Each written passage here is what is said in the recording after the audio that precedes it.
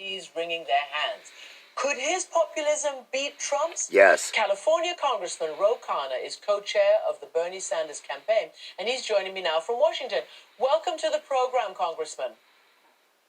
Thank you, Christiane. Thank you for having me on.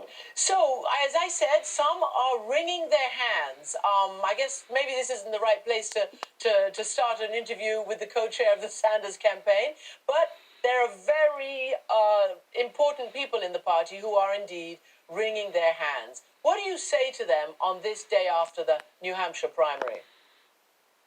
They have no reason to worry. They should be happy that Bernie Sanders is winning with rural voters, winning and inspiring minority voters, winning independent voters. He's running on fulfilling FDR's legacy of the New Deal, completing the New Deal in the 21st century. That means everyone should have health care.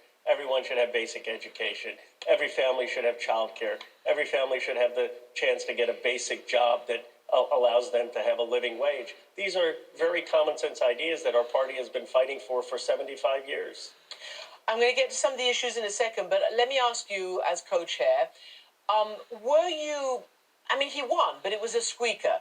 He got 26% of the votes in New Hampshire after getting 25% in Iowa. 26 is the lowest total for anyone who's ever won in New Hampshire.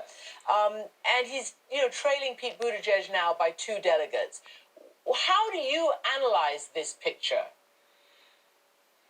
Well, first of all, there were 25 candidates and many formidable candidates. So the fact that he won in that strong a field is extraordinary. And he won across the board. He won with white Americans without college degrees. He won in the Latino community. He won with young voters. He won with voters under 45. He won with rural voters, independent voters.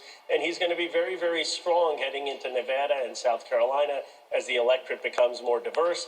And he's leading in the big states. So I am very confident that he will be leading in delegates after March 3rd on Super Tuesday en route to being the nominee. I think there was quite a lot of surprise at the youth turnout in New Hampshire.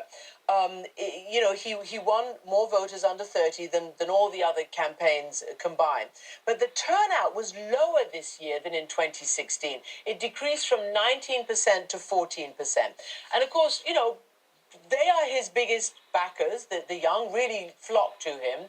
And he promises, yes, for want of a better word, revolution in terms of, turning the system upside down in the ways that you describe on health, on education, on all those issues. How do you explain a drop in the youth turnout then in New Hampshire of all places? Well, Christiane, I'll be honest. It is a concern. We were hoping for a bigger turnout. That explains some of the drop-off in the polling, which had factored in a 20% young people. But I do think that they're going to turn out when the opposition is Donald Trump.